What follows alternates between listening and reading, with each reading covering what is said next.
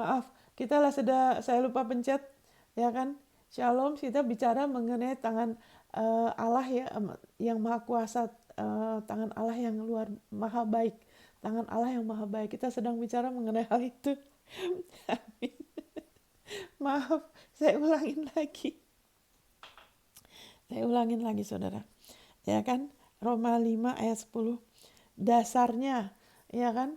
Yesus Kristus adalah tangan kanan Allah. Dia duduk sebelah kanan Allah. Haleluya, Yesus Kristus adalah tangan Allah. Di perjanjian lama dikatakan, ya kan? Tanganku nggak nyampe, nggak bisa menjangkau engkau karena dosamu jadi penghalang.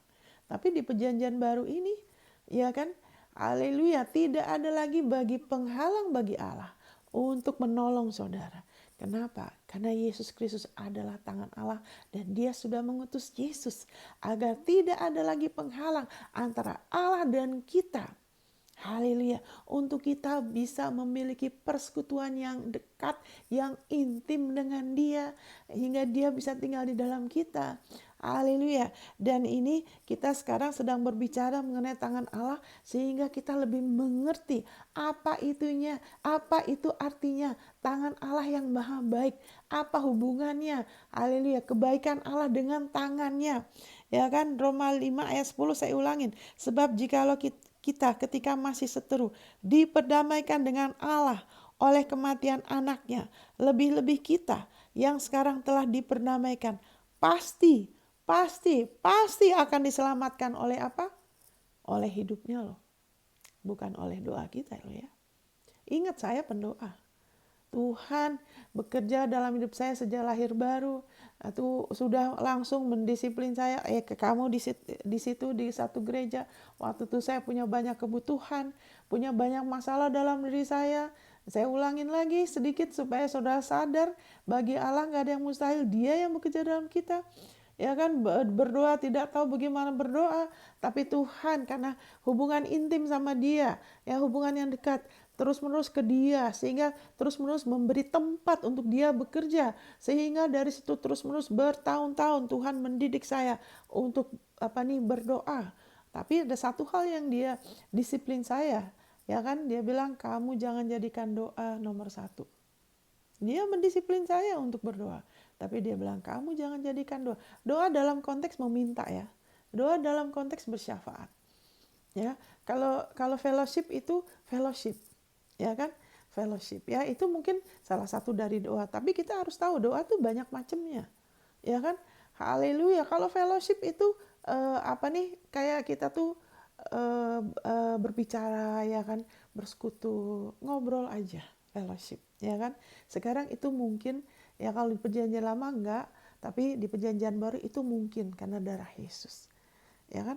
Jadi dia bilang jangan jadikan doa kamu tuh sebagai nomor satu, karena waktu itu saya sebagai pemimpin doa itu jadi prioritas saya ya kan. Wah, kalau udah doa saya oke, gitu kan. Tapi Tuhan bilang jangan, dia bilang kamu nanti tidak konsisten. Kalau kita menjadikan doa sebagai fondasi hidup kita, tidak akan pernah konsisten. Karena apapun respon kita, ya kan, pemberian kita, dedikasi kita, doa kita, itu adalah buah. Itu adalah untuk memuliakan dia. Itu bukan dasar hubungan kita sama dia. Itu adalah respon kita. Nanti saudara dengar ini, saudara akan lebih lagi mengerti. Ingat, carang ditopang oleh pokok dan akar dari pokok, bukan oleh buah. Jangan pernah menjadikan buah kesungguhan kita dalam doa. Puji Tuhan, sampai sekarang saya lahir baru umur 22, ya kan. Saya sekarang umur 62, ya, 40 tahun, ya kan. Puji Tuhan, Bapak mendidik saya bukan dengan bencana, bukan dengan kutukan, dengan tidak. Dia mendidik saya dengan firman-Nya, dengan memimpin saya. Kadang situasi nggak gampang, tapi dia terus bekerja dalam saya. Sehingga lebih lagi, haleluya, menjadi anaknya yang haleluya tidak terombang-ambing. Ya kan, saya sekarang bisa ngomong karena saya lihat bagaimana beberapa orang yang menjadikan doa sebagai patokan kadang-kadang susah dinasehatin loh. Ya kan? Kenapa? Karena kan saya mengalami ini dan itu. sayang ya. Doa itu luar biasa, tapi mari kita taruh segala sesuatu pada tempatnya. Doa dalam konteks respon kita itu bukan dasar. Dasar kita di hadapan Allah itu Yesus. Titik. Dari situ kita akan jadi pendoa yang konsisten, pendoa yang terus-menerus sampai Yesus datang lagi. Karena bukan lagi kita ditopang oleh doa kita, tapi Dia yang menopang kita, tangannya yang menopang kita. Nah, hari ini mari kita belajar, kita dengar lagi gimana supaya kita jadi pendoa yang nggak cuman ikut-ikutan ya. Kalau yang lain ngajak doa baru doa, kalau enggak ntar nggak doa lagi. Ya kan, puji Tuhan 40 tahun dalam Tuhan, atau Tuhan terus ya kan menopang ya, tangannya terus menopang sehingga nggak naik turun bisa terus ada sesuatu, karena yang menopang bukan saya, Dia ya. Jadi kita lihat di sini ya, ini salah satu fondasinya ya kan, karena Yesus adalah tangan Allah yang maha baik. Yesus adalah tangan kanan Allah. Amin, saudara. Haleluya. Dan ini salah satu ayatnya yang dahsyat. Haleluya. Haleluya. Sebab jikalau ketika kita masih seteru, waktu saudara dan saya, kita masih belum lahir baru. Bahkan sebelum kita lahir juga ya, kita belum kenal Dia. Kita masih orang berdosa. Kita sudah diperdamaikan dengan Allah. Yesus sudah disalib sebelum kita lahir. Amin, saudara. Haleluya. Kita sudah diperdamaikan dengan Allah oleh kematian anaknya. Amin, saudara. Lebih-lebih. Sekarang lebih-lebih. Kita yang sekarang telah diperdamaikan pasti akan diselamatkan oleh hidupnya. Yesus mengatakan, firman-Ku adalah roh dan hidup. Izinkanlah saudara, mari hari ini kita terus melihat Yesus. Melihat firman-Nya yang menopang kita. Tangan kanannya yang menopang kita. Haleluya.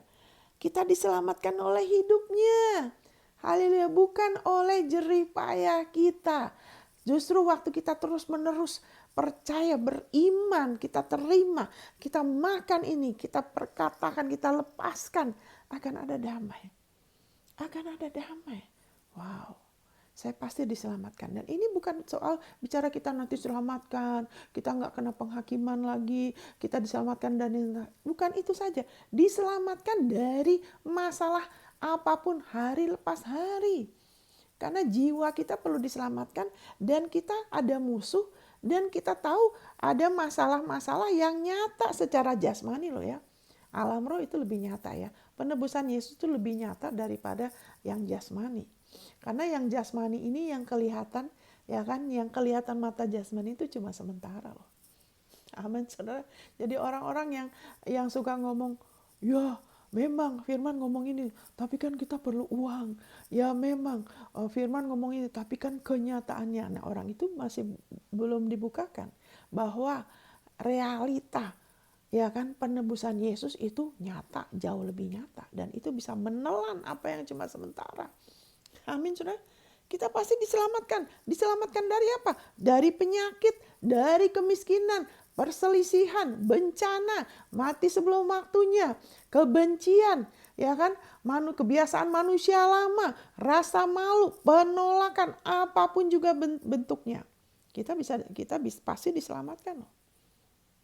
Amin, kita pasti ada kepastian. Dengan apa? Hidupnya. Firman-Ku adalah roh dan hidup. Bagaimana supaya kepastian itu dinyatakan? Biarlah firman-Nya yang jadi patokan. Karena apa yang kita lihat ini cuma sementara, dan yang sementara ini bisa diubah, hanya bisa diubah oleh firman-Nya. Amin. Oleh penebusan Yesus. Makanya kenapa? Ya kan kita dulu masih seteru. Ya kan? Ya kan? Sementara. Tapi kok bisa ya kan diselamatkan? Yang dulunya orang durhaka, ya kayak Pak Saulus yang dulunya adalah teroris, yang berdarah dingin, istilahnya yang tegaan, saudara ya.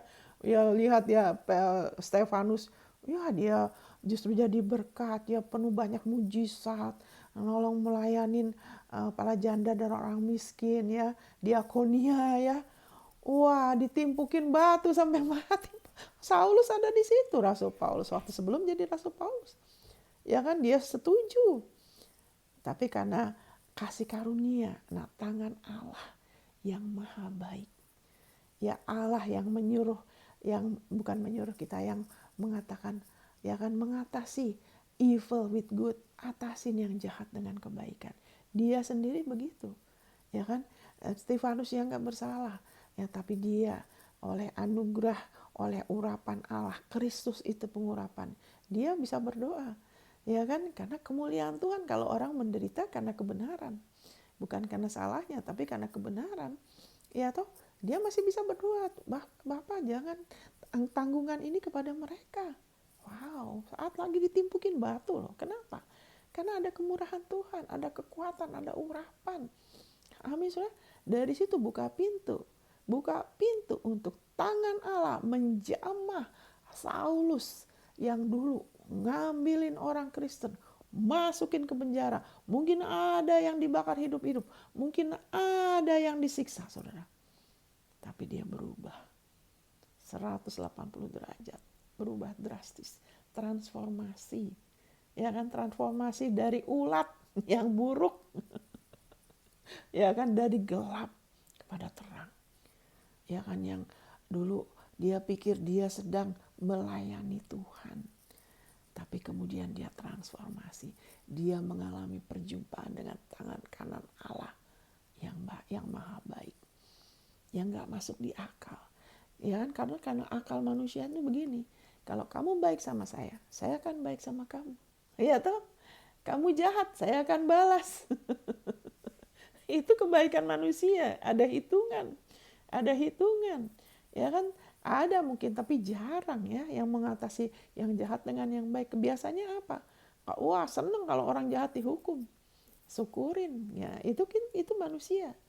Ya kan, tapi kalau tangan kanan Allah yang maha baik, Yesus Kristus, dia mengatasin apa yang tidak baik. Ya kan? Dia balas apa yang tidak, yang evil, yang jahat dengan kebaikan.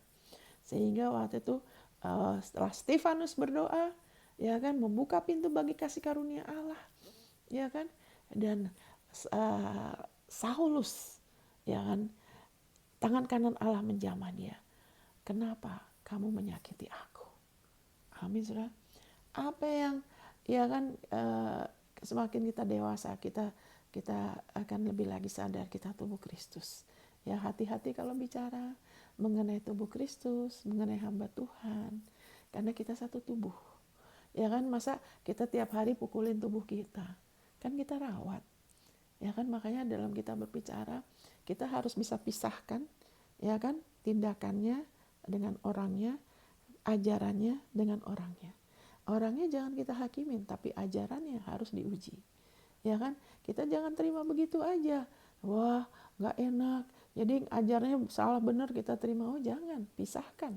Karena firman Tuhan bilang, ya kan, kalau ajarannya tidak benar, kita harus cukup menghormati Tuhan dengan menolak, untuk tidak tunduk pada apa yang tidak benar, supaya kita bisa menebus saudara kita. Kita jangan ikut. Kita bisa menebus saat kita lebih mengasihi kebenaran. Ya, ingat saat kita berbicara mengenai tubuh Kristus, kita sedang bicara mengenai memperlakukan tubuh kita, ya. Ada saat kita masih salah, ya. Tapi kita masih bisa bertumbuh, kita tolong Tuhan. Amin. Sehingga kita perlu berakar dan berdasar dalam kasih. Ya kan, tangan kanan Allah, ya kan, Yesus adalah ungkapan kasih Allah yang dahsyat. Ya kan, kita berdasar dalam kasih, kita bisa memahamin dulu betapa panjang, tinggi, lebar, dalamnya, ya kan, kasih itu, dan mengalami tangan kanan Allah yang maha baik, tangan Allah yang maha baik. Ya, bersama-sama dengan segala orang kudus, kita akan lebih lagi mengasihi tubuh Kristus, tapi bukan dengan kasih manusia. Ya kan, kadang kasih kita tuh ya itulah, nanti kita lebih lagi bertumbuh, ya. Kita masih perlu bertumbuh, ya. Haleluya. Haleluya. Thank you Jesus. Jadi ini bicara mengenai tangan kanan, tangan Allah yang maha baik. Ya, waktu itu Tuhan Yesus bilang, kenapa kamu menganiaya aku? Amin, saudara. Kenapa kamu menganiaya aku?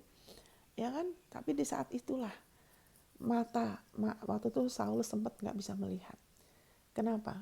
Karena kalau waktu kita bergeser dari tangan Allah yang maha baik, Yesus Kristus, ya kan, kita mulai bergeser dari pengampunan karena darahnya. Kita mulai lupa dosa kita sudah diampunin yang dulu. Ya kan, kita mulai hati kita akan lebih dingin.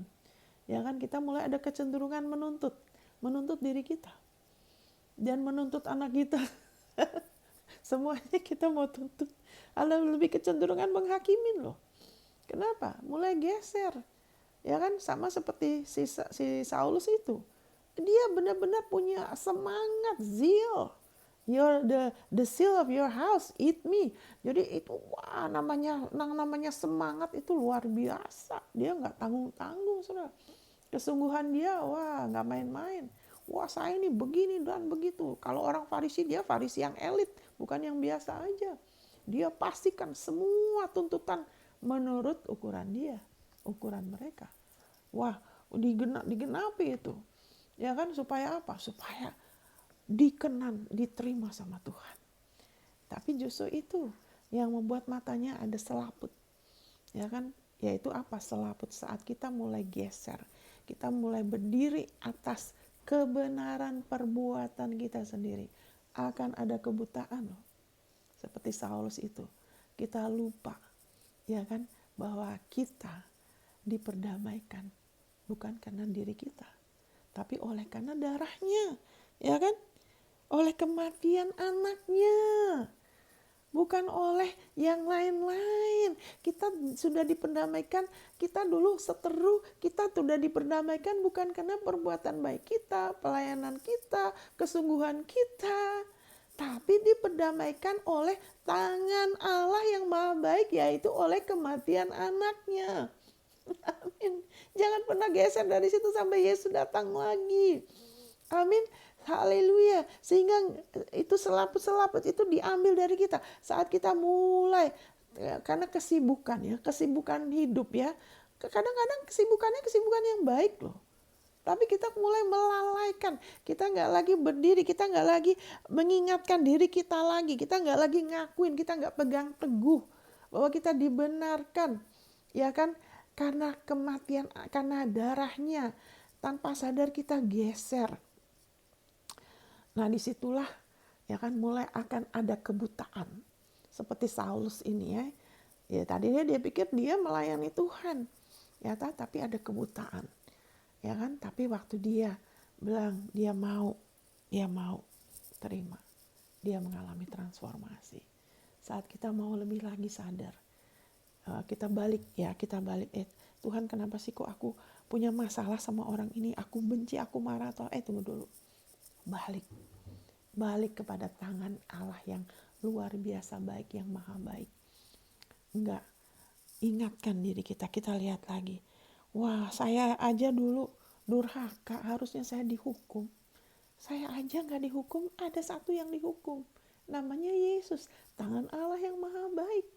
Yang sudah berganti tempat sama saya walaupun saya gak layak. Saya bikin apa sih? Makanya haleluya, puji Tuhan, apa yang saya sudah alamin saudara. Dimana saya sudah mau bunuh diri lagi yang kedua kali. Saya gak akan pernah lupa. Saya akan ungkit terus kebaikan Tuhan sampai selama-lamanya. Saya akan ungkit terus kebaikan Bapa. Karena saya tahu setiap hari ada orang yang mati bunuh diri. Amin saudara. Kenapa saya gak mati? Apa bedanya? Karena Tuhan tidak memandang rupa. Karena ada anak-anak Tuhan yang rela memberitakan Injil, yang rela ya kan ikut kehendak rencana Tuhan, yang rela ikut ambil bagian, yang rela berdoa sampai saya bisa mengalami Tuhan dalam hidup saya. Jangan pernah memandang enteng, memandang remeh doamu. Jangan mengukur doamu dari diri saudara secara lahiriah. Oh saya ini dan itu. Saya pendeta bukan pendeta. Saya masih belum. Oh jangan. Ukurlah segala sesuatu dari firman. Amin. Karena doa saudara itu besar kuasanya. Amin. Waktu saudara menyebut saya berdoa di dalam nama Yesus, itu adalah kuasa yang tertinggi. Amin. Saudara, doamu bisa mengubahkan nasib banyak orang. Amin, saudara. Saya selalu ingat, kalau dulu aja, kalau bukan Tuhan, kemurahan Tuhan, kalau bukan aja ada orang yang berbelas kalian berdoa, saya sudah mati. Seperti begitu banyak jutaan orang yang tiap tahun mati karena bunuh diri. Amin, saudara. Karena saya sudah duduk di kamar saya, ya kan, di tempat tidur, saya sudah duduk, ya kan, tinggal minum aja itu obat. Tinggal minum aja itu obat, saudara. Ya kan? Tapi saya duduk dan Tuhan berbicara dari atas kamar saya. Kok bisa saya mengalami itu? Karena ada yang berdoa buat saya. Maaf ya, ini saya lupa info ke anak saya, jadi dia telepon saya. Maaf, saudara.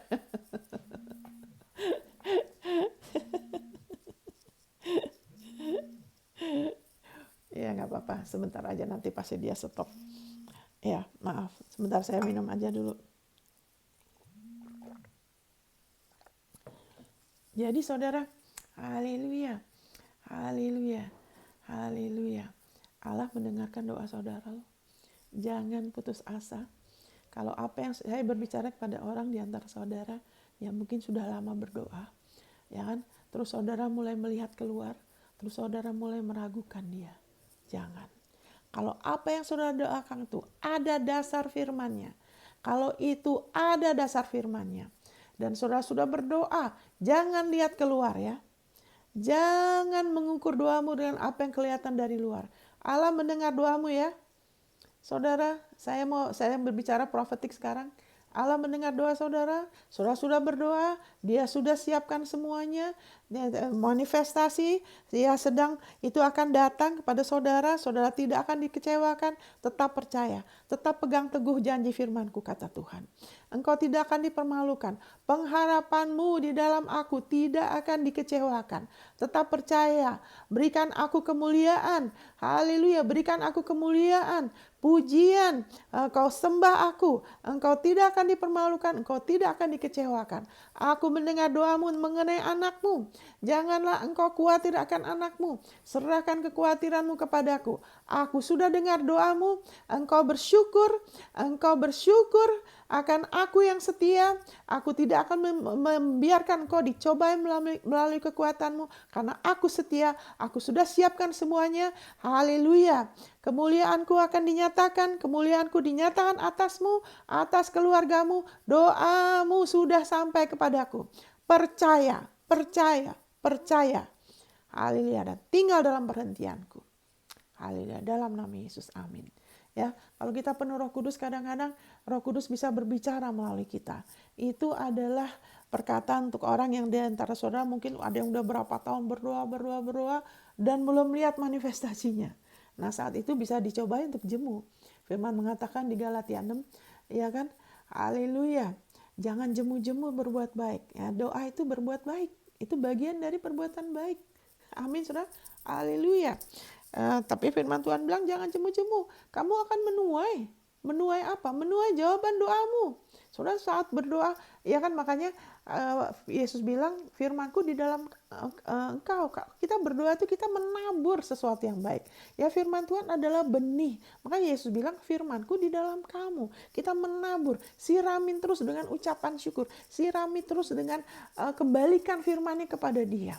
Karena itu pasti akan berbuah. Dan saat kita dicobai, jangan sampai kita jangan sampai kamu menjadi jemu. Kalau bahasa Inggrisnya tuh kamu faint, kamu tuh pingsan. Udah mau nyampe pingsan. Jangan sampai kamu tuh rebah, ya kan? Supaya kamu apa? Supaya kamu menuai. Jangan sampai kita terus menyerah. Itu adalah persis apa yang iblis lakukan. Dia berusaha bikin ini itu dari luar loh ya. Dari luar atau datang di pikiran. Supaya apa? Supaya saudara menyerah. Padahal kalau itu ada dasar firman-Nya, itu adalah warisan saudara. Itu adalah milikmu, hakmu. Haleluya, karena Tuhan sudah tahu, dia sudah siapkan. Allah tuh bukan manusia ya. Waktu kita pertama kali berdoa, dia bukan terus baru dia bikin ini dan itu menjawab doa kita. Dia bukan begitu, saudara. Waktu Yesus sudah selesai, dia sudah tahu masalahmu, ya kan, apa yang saudara dan saya doakan, itu dia sudah ada jalan keluarnya. Amin, saudara. Allah itu Allah, bukan manusia. Kalau manusia itu kita hidup di alam waktu yang ada past, present, and future. Ada masa lalu, sekarang, masa depan. Kalau Allah tidak ada, dia tidak hidup di dalam waktu. Dia sudah tahu, tahun ini saudara perlu apa, kerinduan hatimu, saudara punya masa, dia sudah tahu dan dia sudah siapkan jalan keluarnya. Haleluya. Makanya Yesus dinubuatkan, kelahirannya dinubuatkan, ya kan, jauh berapa ribu tahun sebelum dia lahir. Allah tuh udah terus. Waktu begitu Adam jatuh, langsung Allah berbicara, udah selesai.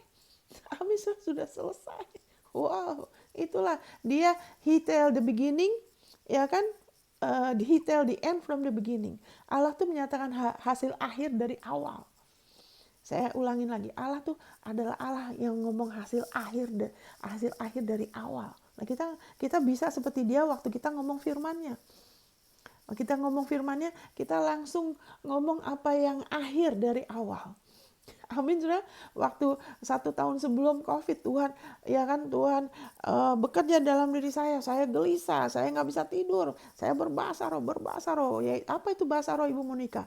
Yaitu bahasa surgawi, itu adalah janji akhir zaman untuk orang yang untuk dipenuhi Roh Kudus dan berbicara dalam bahasa baru yang intelek kita nggak ngerti, tapi Allah mengerti, dan saya berbicara dengan bahasa surgawi itu karena Tuhan sudah tahu apa yang akan terjadi. Dia sudah tahu ada COVID. Roh Kudus tahu, Roh Kudus kasih tahu hal akan datang. Makanya saya nggak bisa tidur karena dia bekerja di dalam saya. Ayo, siap gitu. Jadi kemudian dikasih apa? Dia cuma kasih firman-Nya. Dia kasih hasil akhir. Nih, firman-Nya pegang. Sudah selesai. Jadi apa? Ya saya cuma perkatakan aja dan saya mengalamin. Ya kan? Mengalami itu lewat COVID, nggak ada masalah. Ya kan, luar biasa. Malahan terus bisa jadi berkat. Itu yang hebat, itu dianya. Tangan kanan Allah. Amin. Yang maha hebat, yang maha baik. Amin. Jadi kita tahu, haleluya. Haleluya. Terus ayat 9 yang sebelumnya, ya kan? Ayat 9 yang sebelumnya, lebih-lebih karena kita sekarang telah dibenarkan oleh darahnya, kita pasti akan diselamatkan dari murka Allah. Ya, tangan kanan Allah yang maha baik. Yesus, dia mengatakan, aku duduk sebelah kanan Allah. Yesus adalah tangan Allah yang maha baik. Yesus tidak pernah menghukum siapapun. Dia pernah menegur orang Farisi. Ya kan, dia pernah menjamah, ya kan? Menjamah siapa? Saulus tadi, berubah. Apapun yang Yesus jamah, berubah, saudara. Yesus jamah Saulus, jadi Rasul Paulus. Wow. Yesus jamah keimaman. Wow, dia jadi imam besar. Ya, bagi hal-hal baik selamanya, saudara. Imam besar yang kekal, yang tanpa cacat. Ya kan, seperti manusia. Ya bukan, ya punya bentuk manusia, tapi tidak ada dosa. Wow, imam besar yang keluar dari kematian untuk menjadi perantara kita yang sempurna, sehingga doa-doa kita penuh kuasa karena dia adalah perantara kita yang sempurna. Karena imam besar itu kalau keluar dalam keadaan hidup, saudara, apa artinya? Itu artinya saudara dan saya, doa kita, ya kan, itu masuk ke ruang Maha Kudus. Amin, saudara. Kita tidak akan dipermalukan. Itu artinya tidak ada lagi kutukan yang berkuasa atas kita. Karena dulu di perjanjian lama, imamnya beda, imam besarnya beda. Mereka bisa keluar dalam keadaan hidup atau dalam keadaan mati, harus digeret. Tapi Yesus Kristus, waktu dia apapun yang dia jamah, menjadi luar biasa. Amin. Dia keluar dalam keadaan hidup. Dan dikatakan di Ibrani 9 ayat 11, dia adalah imam besar hanya untuk hal-hal baik. Kenapa hanya untuk hal-hal baik? Karena dia nggak bisa mati. Dia adalah imam besar yang kekal. Kalau dulu mereka dihalangin, kadang-kadang oke, kadang-kadang nggak oke, kadang-kadang kutuk, kadang-kadang kalau mati ya kena kutuk, ya kan? Kalau kalau keluar dalam keadaan itu, haleluya, kita diberkatin. Tapi imam besar kita, tangan kanan Allah, tangan Allah yang maha baik, imam besar kita keluar dalam keadaan hidup yang berarti saudara dan saya hanya bisa warisan kita hanyalah hal-hal baik. Amin. Allah mendisiplin kita. Makanya sayang bahasa Indonesia diterjemahkan sebagai menyesah, ya kan, menghajar. Kita aja tidak menghajar anak kita dengan tabrakin mereka lah dengan motor, dorong mereka dari jendela, dari tangga, kita nggak begitu loh. Apalagi dia, saudara. Makanya kita jangan izinkan kesaksian orang itu jadi patokan ya. Jangan, saudara. Baru-baru ini ada orang yang sempat mengalami masalah ya. Dia mengalami, terus dia minta saya doakan. Oke, saya doakan. Terus bilang, ya, saya bilang ini bukan Tuhan yang bikin kamu begitu, karena dia sempat susah sekali gimana waktu itu sampai adalah dia bilang, tapi kan Tuhan mendisiplin. Saya bilang itu bukan disiplin Tuhan kamu begitu. Saat itu orang itu sedang melakukan sesuatu yang dia tahu itu tidak benar. Dia sempat mengeraskan hatinya. Jadi buka pintu sama iblis, bukan Tuhan. Saya bilang, Tuhan tuh nggak disiplin kamu sampai kamu menderita begitu. Itu bukan Tuhan. Tapi buka pintu sama iblis. Nah, harus tahu bedanya. Sehingga iblis tidak mengambil manfaat. Jangan cepat-cepat bilang apa-apa tuh Tuhan. Amin, saudara. Makanya dikatakan, ya kan, janganlah sesat. Yakobus 1 ayat 16-17. Janganlah sesat. Setiap anugerah yang baik dan sempurna datangnya dari Bapa segala terang. Di dalam dia tidak ada bayangan dan pertukaran. Dia terang 100%. Dia nggak pelintat-pelintut. Dia nggak akan berubah. Kalau ada hal yang nggak baik, itu bukan dia. Tidak ada di surga itu rencana dia untuk menyakiti manusia. Nggak ada, saudara. Makanya dia berikan Yesus bukan untuk menghakimin. Itu sudah jelas dikatakan di Yohanes pasal 3. Ya kan, bahwa Allah tidak mengutus anaknya. Saya bacakan aja dulu ya. Ya kan, saya bacakan aja dulu supaya jangan saudara pikir saya ini yang bilang. Ya, maka saya percaya mungkin ada di antara saudara ya. Saya bacakan. Haleluya. Thank you Lord Jesus. Saya bacakan dari ayat 13, Yohanes 3 ayat 13. Tidak ada seorang pun yang telah naik ke surga selain daripada dia yang telah turun dari surga, yaitu anak manusia. Dan sama seperti Musa meninggikan ular di padang gurun, demikian juga anak manusia harus ditinggikan, supaya setiap orang yang percaya kepadanya beroleh hidup yang kekal. Karena begitu besar kasih Allah akan dunia ini, sehingga ia telah mengaruniakan anaknya yang tunggal, supaya setiap orang yang percaya kepadanya tidak binasa, melainkan beroleh hidup yang kekal. Nah, ya kan? Ayat 17. Sebab Allah mengutus anaknya ke dalam dunia, bukan untuk menghakimi dunia, melainkan untuk menyelamatkannya oleh dia. Barang siapa percaya kepadanya, ia tidak akan dihukum. Saudara percaya? Tidak ada penghukuman untuk saudara yang berada dalam Kristus. Barang siapa tidak percaya, ia telah berada di bawah hukuman. Sebab ia tidak percaya dalam nama anak tunggal Allah. Amin, saudara bisa baca sendiri. Ya kan? Haleluya. Jadi baiklah kita lebih mengerti bedanya hal-hal terjadi dalam hidup kita. Kita lebih lagi bertumbuh. Tidak semuanya Tuhan. Tuhan tidak mengontrol kita. Tuhan maha kuasa, betul maha kuasa. Tapi baiklah kita lebih lagi bertumbuh bahwa dia selain maha kuasa, ya kan? Allah tuh jangan pisah-pisahkan Allah dari sifat-sifat dia yang lain. Amin, saudara. Contohnya begini saudara ya kan, sebentar saya minum ya. Allah maha kuasa, ya kan, tapi dia juga adalah kasih, dia adalah hakim, amin, dia adalah terang, dia adalah kudus, dan dia adalah benar, amin saudara. banyak atribut dia ya, luar biasa. Dia tuh kelimpahan, dia setia banyak. Tapi kita harus tahu, ya kan, semuanya ini Allah kalau dia beroperasi, dia bekerja atau apa, itu semua sifat dia nggak akan cuma maha kuasa titik, terus dia seenaknya bikin ini, itu nggak bisa, saudara. Makanya Allah baik, tapi baiknya dia, tangan dia yang baik itu ada dasar legalitasnya. Kita diselamatkan oleh anaknya, ya, dia baik karena dia kasih, ya kan. Tapi inilah kasih itu, bukan kita yang mengasihi dia, tapi dia yang mengasihi kita dan telah menyerahkan putranya, ya kan. Bukan hanya dia mengasihi kita titik, dan telah menyerahkan putranya. Kenapa? Karena selain Allah tuh baik, kayak koin itu kan ada dua mata, ya. Koin itu ada dua bagian, ya kan. Jadi Allah itu memang baik, tapi dia juga adil, ya kan. Dia nggak bisa mengasihi kita begitu aja tanpa, ya kan, melalui keadilan dia. Itu nggak bisa, saudara. Makanya kalau kita lebih mengerti keadilan dia, ya kan, kita tahu bagaimana mengalami tangan dia yang baik. Karena kita nggak lagi kalau doa tuh cuman coba-coba, ya kan, percaya coba-coba. Karena dia baik, orang itu pernah mengalami, mungkin saya juga bisa mengalami. Nah, bukan begitu.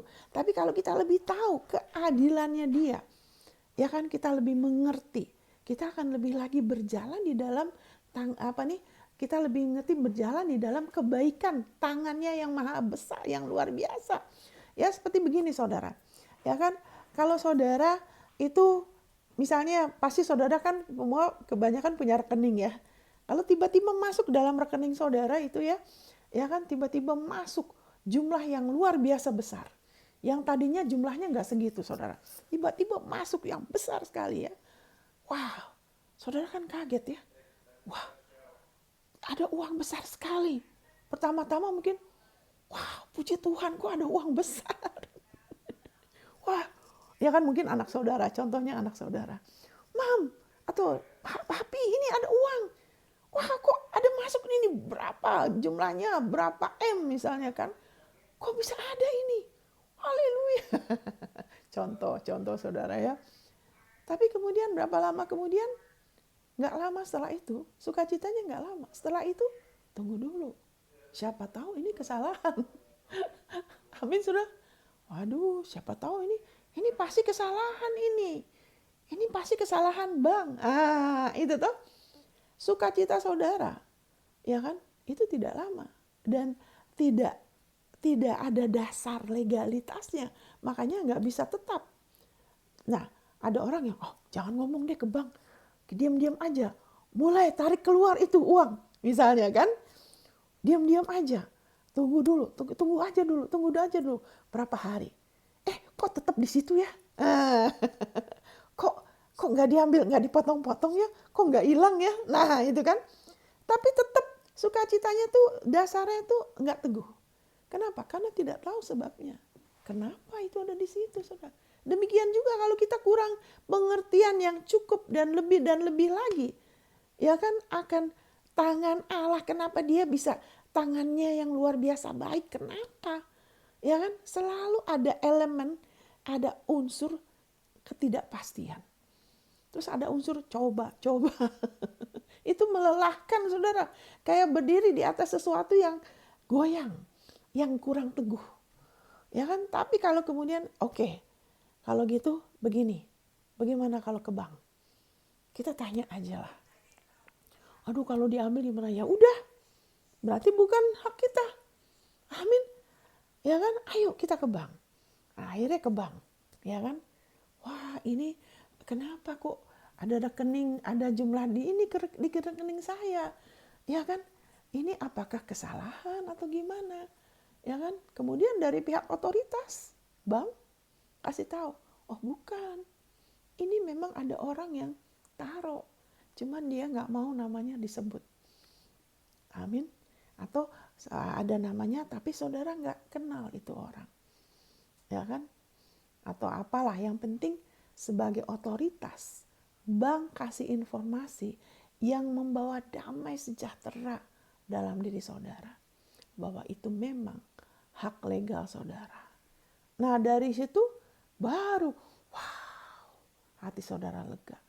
Saudara nggak lagi merasa bersalah. Ya kan, keluarin itu uang, bikin ini dan itu. Saudara tahu secara legal itu adalah milik saudara. Demikian juga kita perlu tahu kenapa kita berhak menghampiri Allah setiap waktu. Kenapa kita berhak gak dipermalukan.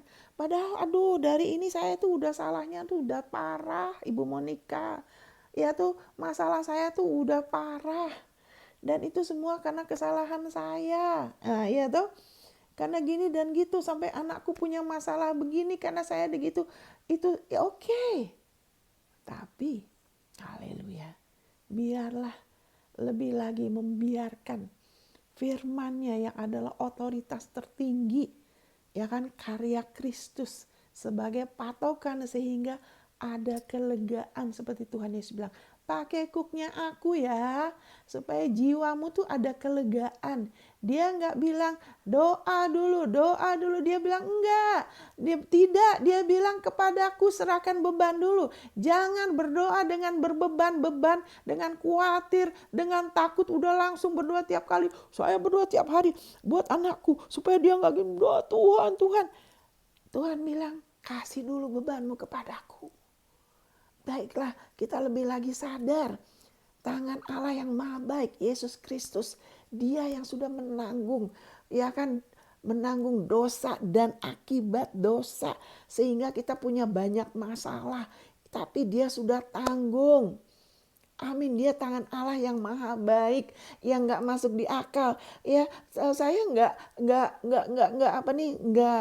worthy. I'm not worthy. Saya tidak layak. Memang saudara dan saya tidak layak dan tidak akan pernah layak. Biarlah kita terus jangan lupa. Amin. Sehingga justru kita bersyukur, terima kasih Bapak. Saya sudah 40 tahun ya kan bergaul, ikut Tuhan. Kadang lebih sungguh-sungguh, mungkin kurang, tapi terus ya kan. Tapi saya satu hal, Tuhan ingatkan saya itu bukan kelayakan saya. Amin. Ada hal-hal yang luar biasa, betul. Ada hal-hal yang mungkin bisa lebih baik. Oke, semuanya. Tapi itu bukan karena kelayakan saya dan saudara. Saya yakin saudara pernah mengalami hal-hal luar biasa dalam hidup saudara. Tapi itu bukan karena kelayakan kita. Hal-hal yang baik, berkat-berkat yang luar biasa, atau kita pernah Tuhan pakai untuk hal-hal puji Tuhan. Tapi biarlah kita salah, itu bukan kelayakan kita. Supaya waktu kita juga sedang salah, keliru, atau ada di antara saudara mungkin, memang kita gak layak. Nggak usah sebut-sebut itu terus menerus. Biarlah kita kemudian berfokus kepada Yesus yang adalah tangan Allah yang maha baik. Memang Tuhan, aku tuh tidak layak, tapi aku bersyukur. Tanganmu, yaitu Yesus Kristus, perpanjangan tanganmu. Karena kematian Yesus, aku bersyukur, aku sudah diperdamaikan dengan Engkau. Aku bisa diselamatkan dari masalahku, dan aku diselamatkan dari murka-Mu yang harusnya dihukum. Karena udah salah. Kalau yang salah itu harus ada hukuman. Amin, saudara. Haleluya. Tapi keadilan Allah ialah kesalahan itu dihakimin. Sudah dihakimin. Itu keadilannya Allah. Di dalam diri putranya. Yang adalah tangan Allah yang maha baik. Itu yang namanya maha baik. Itu artinya Roma 5 ayat 9 dan 10. Waktu kita masih seteru, dosa kita ditimpakan ke dalam Yesus, tangan Allah yang maha baik. Ya kan? Kenapa maha baik? Karena itu tidak masuk di akal. Harusnya kan kita dihukum. Ya kan? Harusnya manusia yang dihukum. Tapi malah Allah kirimkan Yesus untuk memberikan hidupnya loh. Hidupnya saudara. Dan memberikannya dalam kelimpahan. Untuk memilih, dipukulin, dicambukin, ya kan, ditendangin, diludahin, dipermalukan, dihakimin, ya kan. Untuk apa saudara? Supaya saudara dan saya diselamatkan. Tangan Allah yang maha baik telah menyelamatkan saudara dan saya. Bukan hanya dari kematian kekal, tapi juga dari hari lepas hari. Ya kan, ketidaklayakan kita, kesalahan kita, kekeliruan kita atau anak kita, kelemahan mereka, kesalahan mungkin keluarga, nggak tahu apa. Tapi Allah telah menimpakan semua itu, hukuman itu, ketidaklayakan itu kepada putranya.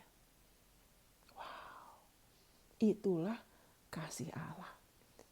Itulah kasihnya, bukan kita yang mengasihi dia. Dia yang mengasihi kita dan menyerahkan putranya, tangan kanannya.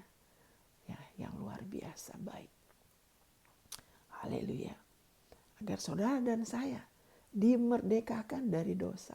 Tidak lagi hidup di bawah hukum Taurat. Karena kita nggak mampu. Kebaikan kita seperti kain kotor. Ya kan, tanpa dia. Ya kan, perbuatan benar kita seperti kain kotor. Karena darah kita sudah tercemar oleh kesalahan satu orang, yaitu Adam. Memisahkan kita dari tangan Allah. Tapi Allah, haleluya, mengulurkan tangannya kembali. Walaupun kita sempat tepiskan tangan dia. Manusia sempat tolong tangan dia. Yang sudah memberkatin, tangannya yang maha baik. Sudah berkatin manusia beyond itu udah lebih dari beyond our imagination ya. Udah di luar batas imajinasi kita. Semuanya dia siapkan.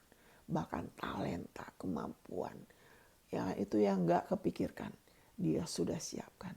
Tangan dia terbuka atas kita manusia dulu ya. Atas Adam, Hawa ya. Tapi manusia dalam kesombongannya. No, gak perlu. Kita mau jadi Tuhan. Kita yang mau jadi Tuhan. Gak perlu. Tapi apakah Allah memalingkan mukanya? Enggak. Dia ulurkan lagi tangannya. Amin saudara. Sehingga saudara dan saya selamanya tidak ada lagi yang bisa memisahkan kita dari kasih Allah yang berada dalam Kristus. Sehingga sekarang bukan lagi saudara dan saya yang menopang diri kita. Dengan kita dan begini kita harus dia yang menopang kita. Tangannya yang menopang kita. Amin saudara. Sadarlah. Tangannya yang sekarang menopang kita saudara. Jadi biarlah kita beroperasi dari posisi perhentian itu. Sehingga iblis tidak bisa mensabotase kita. Amin saudara. Karena bukan lagi kita yang hidup. Kristus pengurapan itu. Tangan Allah yang maha baik yang menopang kita. Yang hidup dalam kita. Sehingga sekarang kita yang hidup bukan lagi kita. Karena kita sudah disalibkan. Kemauan keras kita. Kerja keras kita. Ini dan begitu. Our own might. Bukan lagi itu. Tapi Kristus. Ya kan. Pengurapan itu. Ya kan, yang hidup dalam kita. Dan hidup yang kita hidupi sekarang adalah hidup oleh iman anak Allah. Bukan hidup beriman sama anak Allah, tapi hidup oleh iman anak Allah. Waktu kita terima Yesus, kita sudah dikasih takaran iman. Yang adalah kita sudah diberi kemampuan untuk terus kasih respon untuk memberikan dia izin. Kasih dia izin aja untuk bekerja. Dengan kita mengamini firman-Nya. Dengan kita bersekutu sama dia. Dengan kita mau dengar. Dengan kita mau terbuka lagi. Mau lebih lagi datang sama dia. Terima firman penebusannya. Sehingga Kristus pengurapan itu. Tangan Allah yang baik itu bekerja di dalam kita. Memisahkan kita, jiwa kita dari segala sesuatu yang iblis coba tempelkan dalam hidup kita. Rasa malu, penyesalan, penolakan, kemarahan, kemiskinan, kebencian, dendam. Ya kan, kita lebih lagi jiwa kita dipulihkan. Haleluya. Sehingga kita lebih lagi hidup bukan dengan kesadaran akan diri kita. Orang pikir apa? Gimana kita kelihatan rohani. Kita kelihatan hebat. Kita kelihatan begini seperti orang yang belum ditebus. Tapi kita enggak perlu. Tapi biar dia yang memisahkan kita semua. Sehingga haleluya. Kita hidup oleh iman anak Allah yang telah mengasihi kita. Dan menyerahkan nyawanya untuk kita. Haleluya. I do not nullify the grace of God. Kita tidak membatalkan kasih karunia. Haleluya. Haleluya. Karena kalau bukan karena Kristus, saudara. Kalau kita coba lagi berusaha ya kan, dengan kekuatan kita membukakan diri kita di hadapan Allah, sia-sialah kasih karunia. Ya kan, we nullify the grace of God. Ya, Kristus mati sia-sia, saudara. Kristus mati sia-sia. Kalau kita coba lagi, ya kan, kalau hubungan kita dengan Allah, pengenalan Dia tidak lagi menjadi prioritas, tapi apa yang kita lakukan yang menjadi prioritas, seolah-olah kita mampu, ya kan? Kita harusnya sadar. Ya Yesus bilang, tanpa aku kamu tuh nggak bisa apa-apa. Amin, saudara. Tapi kita sekarang sama Dia. Wow, kita hanya perlu lebih sadar sehingga kekristenan kita tidak merespon dari manusia lama kita, dari pikiran yang belum diperbarui. Kita baca firman, kita terus milih-milih. Kita pelayanan kita bukannya dipimpin sama Roh, kita yang milih-milih. Kita pilih-pilih hamba Tuhan yang kita mau, kita pilih-pilih apa kita tidak lagi begitu. Itu sudah lewat. Kita sekarang Kristus, kita izinkan Dia karena Dia mau kita mengalami yang terbaik. Allah mau kita anak-anaknya ditinggikan di atas segala bangsa. Itu kehendak Dia. Dia mau setiap area hidup kita diberkati seperti Abraham. Ya kan? Karena kita adalah keturunan Dia. Itu Galatia 3 ayat 26-29. Kita bukan keturunan Daud. Kita bukan keturunan Ayub. Kita keturunan Abraham, saudara. Bacalah sendiri firman-Nya. Jangan hanya ikut-ikutan, karena di dalam, saya tahu banyak saudara enggak ikut-ikutannya. Tapi jangan begitu saja tanpa lihat firman-Nya. Firman-Nya mengatakan di Galatia 3 ayat 26-29. Ya kita mampir ke situ supaya kita tahu, sehingga haleluya kita bisa mengalami terus. Karena banyak anak-anak Tuhan yang kemudian mentalitasnya selalu melihat kekristenan itu sebagai kita harus menderita. Ya oke, kita ada penderitaan di dalam daging, saudara. Tapi gak usah fokus ke situ. Karena penderitaan yang sementara ini dibandingkan dengan kemuliaan yang akan dinyatakan itu gak ada artinya, saudara. Ada penderitaan loh sebagai anak Tuhan karena melakukan yang benar. Di dalam daging ada, saudara. Saat kita dicobai untuk melawan, kita dicobai untuk membela diri, kita dicobai untuk ini dan itu, dan kita tahu itu nggak benar. Kita tahu misalnya orang itu menuduh kita dan itu nggak benar, tapi Tuhan pimpin kita udah nggak usah balas, malah doakan. Itu ada penderitaan di dalam daging. Ada hal-hal ya kan kita bisa, tapi ya kan enggak, Tuhan bilang enggak, saya enggak mau kamu melakukan itu. Oke. Padahal kita merasa kita mampu. Wah, saya bisa ini. Tapi Tuhan bilang enggak, percaya sama aku. Waduh. Amin, saudara. Saya ingat waktu saya pindah dari Jepang ke Amerika, saudara. Ya kan, di Jepang saya biasa mandiri. Ya apa-apa mau kemana-mana gampang, tinggal naik kereta. Saya biasa kerja, ya kan. Nggak oleh anugerah Tuhan disiplin saya. Itu disiplinnya Dia tuh. Untuk beriman terus sama Dia. Sehingga nggak punya kebiasaan minta tolong saudara. Minta, nggak ada itu. Puji Tuhan, haleluya. Nggak ada salahnya kalau Tuhan pimpin. Iya kan? Tapi waktu pindah ke Amerika, saudara, saya sempat menangis, saudara. Waktu saya ke sekolah Alkitab. Karena di Amerika saya nggak bisa nyetir. Tuhan nggak ada kemurahan buat saya belajar nyetir karena ada rencana Tuhan yang baik ya. Jadi saya di Amerika tuh saya sekolah Alkitab di Tulsa, Oklahoma 2 tahun ya, di Rema, saudara. Terus saya karena nggak bisa nyetir, nggak ada public transportation, tidak ada transportasi umum, itu jarang. Jadi mau nggak mau saya harus bergantung sama orang. Waduh, saya rasa nggak nyaman, saudara. Saya udah gitu 2 tahun saya visa student, saya nggak bisa kerja. Padahal ada uang di tabungan. Ya harus ada syaratnya ya. Tapi saya rasa gelisah karena saya biasa kerja. Aduh, nanti kalau uangnya kurang bagaimana? Padahal waktu itu Tuhan mau saya lebih renungin firman. Ya karena gelisah, karena tidak mengerti ya. Sekarang udah lebih ngerti, waktu itu enggak, saudara. Jadi saya sempat nangis, saudara. Saya frustasi. Saya kesel, saya nggak suka minta tolong orang. Biasa apa-apa mandiri, independen. Sekarang saya harus bergantung sama orang. Sepertinya, padahal Bapak mendidik saya. Tapi kemudian waktu itu saya dekat sama saya mulai kenal satu orang yang sekarang jadi suami saya. Jadi karena saya nggak bisa nyetir apa-apa, saya bergantung, minta tolong dia, ya dia baik, ya kan. Ini anak ini baik, orang ini baik. Akhirnya ini itu terjadi, ya kan, akhirnya singkat sekali kita jadinya menikah. Nah itu kan, kalau saya nggak minta nyetir dia, mungkin saya nggak mau bergaul sama dia. Semua jadi kebaikan kan. Makanya itu didikannya Bapak tuh bukan dengan kutukan ya. Dia tangan kanan Allah itu memang maha baik. Dia terus bekerja, kita seperti bejana, dia terus tangannya ya kan membentuk kita, memurnikan kita, tapi bukan dengan bencana, bukan dengan kutukan, dengan disiplin ya. Kadang-kadang disiplin itu bikin kita mau nangis. Tapi justru disitulah saya belajar menabur. Ya kan, saya belajar menabur di Amerika. Ya kan, saya tahun pertama menabur ini, menabur itu.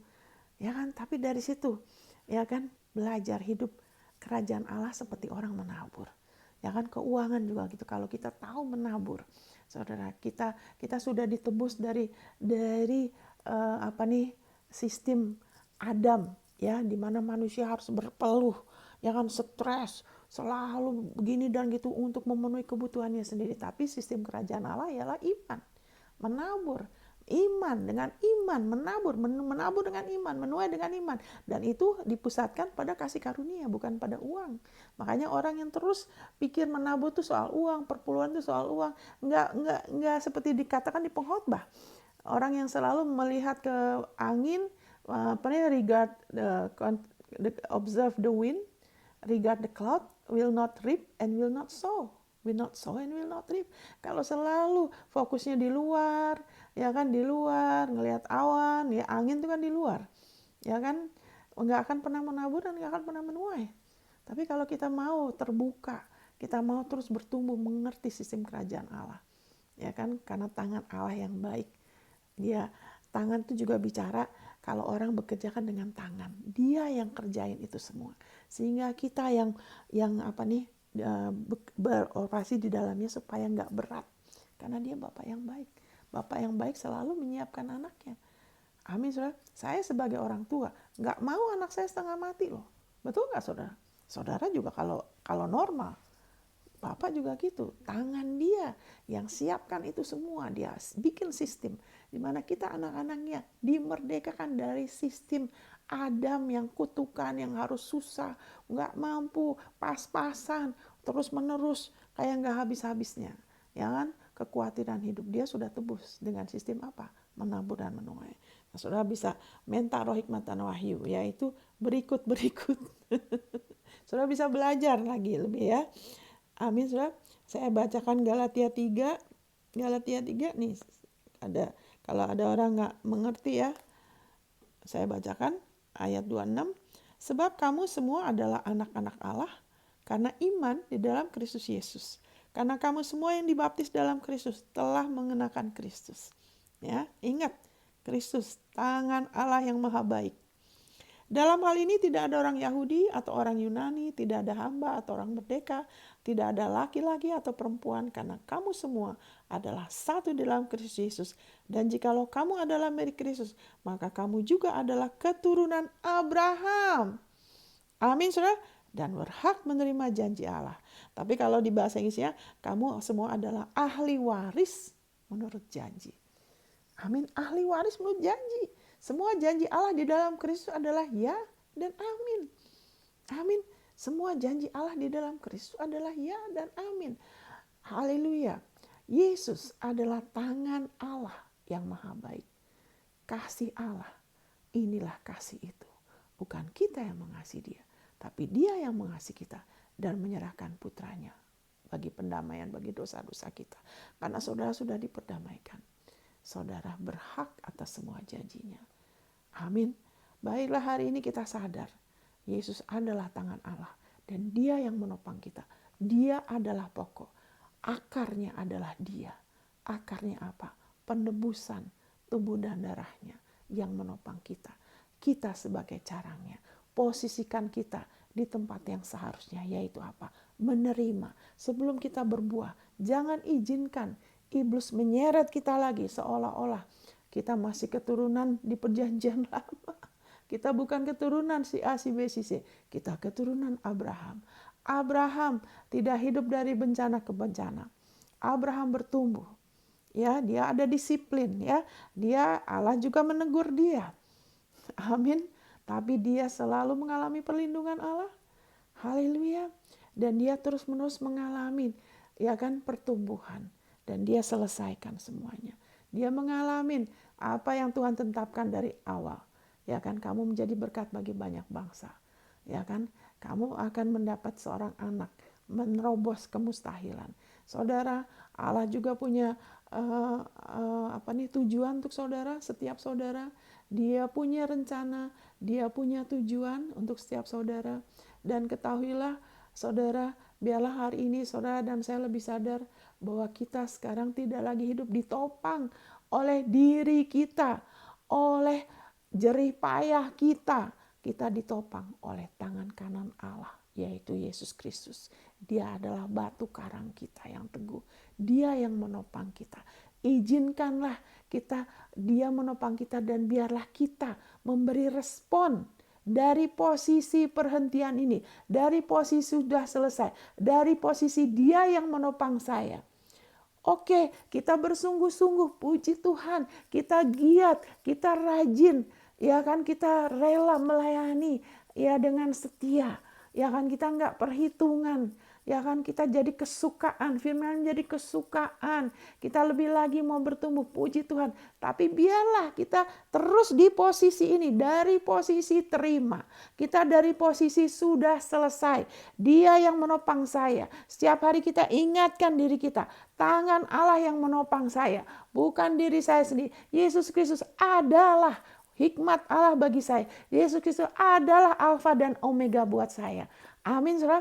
Dia adalah imam besar saya. Itu sebabnya, haleluya, kutukan tidak lagi berkuasa atas aku dan keluargaku. Kutukan tidak lagi berkuasa atas tubuhku. Kutukan tidak lagi berkuasa atas jiwaku, atas keuanganku, atas bisnisku, atas pelayananku. Karena bukan aku lagi yang hidup, tapi Kristus pengurapan. Tangan kanannya yang menopang aku. Tangannya yang menopang aku. Dan karena dia sudah berjalan di depan aku bisa selesaikan perlombaan imanku tanpa sakit penyakit, tanpa kepahitan, tanpa penyesalan, tapi dengan sukacita. Haleluya, penuh dengan buah-buah kebenaran yang memuliakan dia. Amin, saudara. Haleluya. Thank you Jesus. Puji Tuhan, haleluya. Haleluya. Haleluya. Ya, saya mau tutup dengan satu ayat sebelum saya berdoa buat saudara. Ya kan, 1 Korintus 1 ayat 30. Yesus Kristus telah dijadikan Allah, ya kan, sebagai hikmatnya bagi kita. Yesus Kristus adalah hikmat saudara. Saudara perlu apa? Masalah apa? Jangan ke orang dulu, manusia terbatas. Jangan ke mentormu dulu. Amin, saudara. Jangan taruh Yesus di posisi sebagai Tuhan yang utama, sebagai yang utama. Haleluya, sebagai gembala kita yang utama. Setelah itu, kalau saudara masih perlu ke mentormu yang Tuhan pimpin, ya, kepada siapapun silahkan. Tapi ke dia dulu, dia yang akan menuntun saudara. Dia yang akan, haleluya, dia yang akan, haleluya, memelihara, menjadikan utuh jiwa saudara. Dia tangan kanan Allah. Dia yang menopang saudara. Sehingga apapun selalu ke dia dulu. Jangan izinkan kalau ada masalah, pikir-pikir, enggak, ke dia dulu. Dia, ya kan, 1 Korintus 1:30, dia adalah hikmat Allah bagi saudara. Dia adalah anugerah kebenaran saudara. Ini saya ngomong dari bahasa Inggris ya. Berarti apa? Posisi benar Allah untuk saudara. Allah selalu menerima saudara karena saudara dipakaikan dengan posisi benarnya. Ya, kekudusannya, ya kan, kelayakannya yang tidak bercacat, kebenarannya Yesus, ketaatan yang dia sempurna, righteousness, kebenarannya Yesus yang sempurna. Itu yang dipakaikan pada saudara. Itu sebabnya saudara bisa setiap saat datang sama Bapa. Karena Allah melihat saudara seperti saudara pakai Kristus, di dalam Kristus. Amin. Dan dia juga adalah kekudusan saudara. Kudus berarti saudara dipisahkan untuk masuk maksud Allah yang mulia. Tujuan Allah yang luar biasa untuk saudara. Saudara tidak ditetapkan hidup seperti orang biasa. Seperti anak yatim yang sekedar mengatasi masalah ini. Lebih dari itu, dia punya tujuan untuk saudara. Tujuan yang mulia. Haleluya, saudara dipisahkan dari kegelapan kepada terangnya. Saudara dipisahkan dari segala sesuatu yang gelap, yang berusaha untuk menarik saudara kembali. Saudara sudah dipisahkan. Yesus adalah kekudusanmu. Percaya sehingga saudara melihat diri saudara kudus. Dan itu kan menjadikan tingkah laku saudara juga kudus dari dalam keluar. Yesus adalah kekudusan saudara. Dan Yesus adalah penebusan saudara. Berarti saudara sudah ditebus dari segala kutukan. Galatia 3:13, saudara sudah ditebus dari kutuk hukum Taurat. Saudara sudah ditebus dari kutukannya Adam. Ya kan, saudara jangan mau tunduk kepada ilah dunia ini yang membuat haleluya diri saudara sebagai kekuatan saudara sendiri. Saudara terus-menerus berusaha mengatasi keperluan hidupmu. Seolah-olah segala sesuatu bergantung dari diri saudara. Saudara, biarlah saudara dan saya lebih sadar Yesus Kristus kita sudah ditebus. Dia adalah penebusan kita. Saudara lebih lagi mengizinkan firman-Nya, janji-janjinya. Haleluya. Yang menguasai pikiran jiwa saudara sehingga saudara beroperasi melalui janjinya. Seharusnya saudara saya diberkati, tidak lagi berpeluh dengan stres, berselisih, ya kan, bersaing, ya kan, sampai gak ada damai, gak ada waktu buat keluarga, gak ada waktu untuk pakai waktu bersama Tuhan karena sibuk. Tuhan tahu kebutuhan saya, itu sistemnya Adam yang sudah jatuh. Kita sudah ditebus oleh Adam kedua dan terakhir. Kita sudah ditebus, haleluya. Kita bisa beroperasi dalam sistem kerajaan Allah. Firman mengatakan cari dulu kerajaan Allah, lebih mengerti kerajaan Allah. Roma 14 ayat 17. Kerajaan Allah adalah righteousness, bukan soal makanan dan minuman. Lebih dari itu, kita ditebus bukan hanya memenuhi kebutuhan hidup, bukan hanya sampai di sini, tapi kita ditebus karena hikmat Allah, kasih Allah. Dia punya rencana. Kita ditentukan sebagai imam-imam yang rajani. Amin saudara. Haleluya, kita sudah ditebus sehingga haleluya kita lebih mengerti kerajaan Allah bukanlah soal makanan dan minuman Roma 14:17, tapi anugerah kebenaran, righteousness, peace, damai sejahtera dan sukacita oleh Roh Kudus. Jadi bahasa Inggrisnya disebut 2 kali anugerah kebenaran.